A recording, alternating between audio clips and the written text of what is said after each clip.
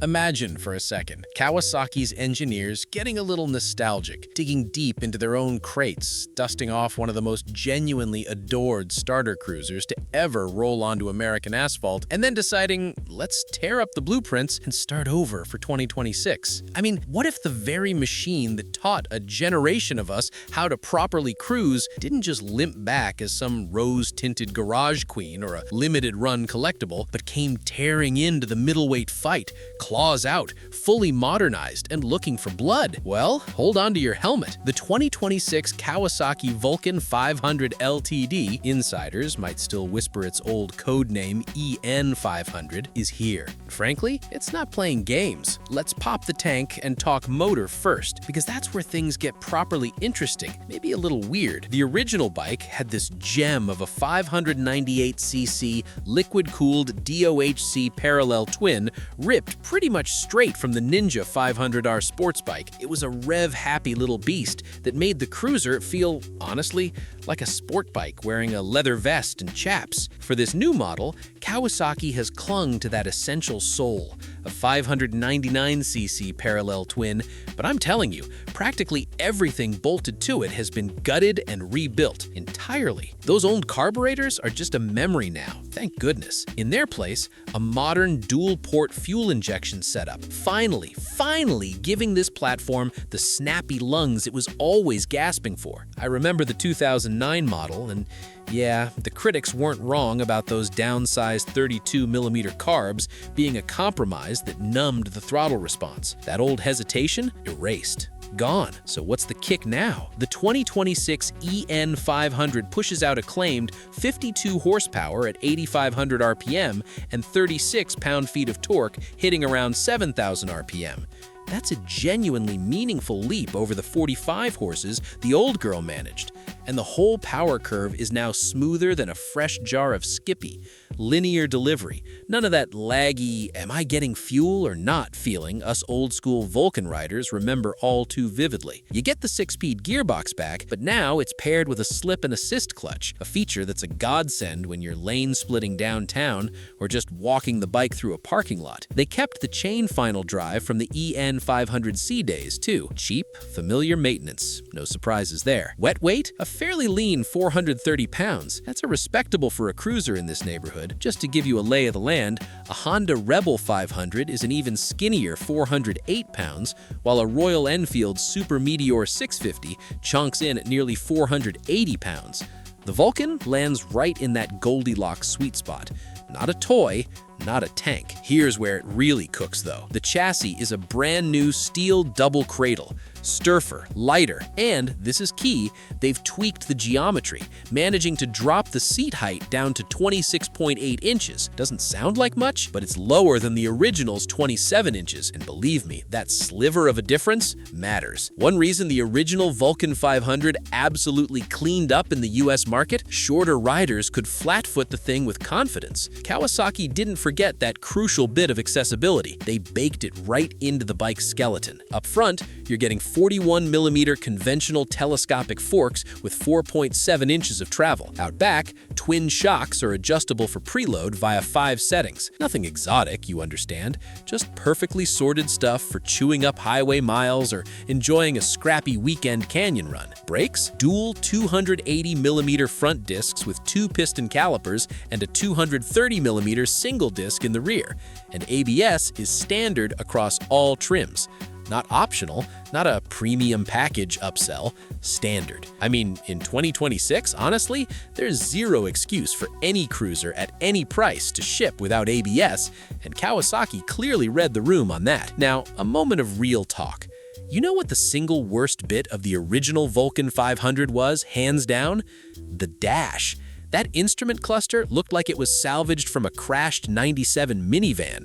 A solitary analog speedometer, a laughably tiny fuel gauge, a few random warning lights. That was your lot. Bleak. The 2026 model torches that memory with a proper 4.5-inch full-color TFT display. You can now toggle between ride modes, sport, road, and rain at the push of a button, each one tweaking the throttle mapping and how much the traction control nannies step in. Traction control on a Vulcan 500. Just let that image marinate for a second. Bluetooth connectivity is baked in, so you can pair your phone, pull up nav, and take a call using the bar controls without ever fishing for your screen on the interstate. There's even a USB-C charging port tucked under the left side cover. A small detail, maybe, but the kind of thing you actually end up using every day. And look, we've got to talk aesthetics.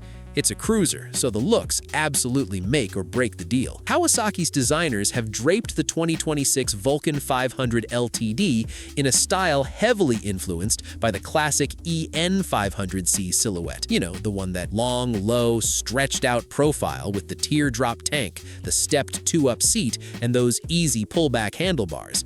But the fine print now is sharper, much more contemporary. LED lighting everywhere, a sleek projector headlight that actually punches a hole in the dark, a tidy LED taillight, and turn signals integrated smoothly into the bodywork.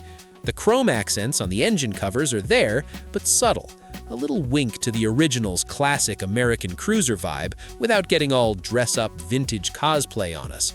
Two color options dropping at launch: metallic flat spark black and pearl storm gray. Nothing loud, purposeful, just right. The tank holds 4.2 gallons, with that improved fuel injection returning something like 65 miles per gallon in real-world mixed riding. You're staring at roughly 270 miles between gas stops.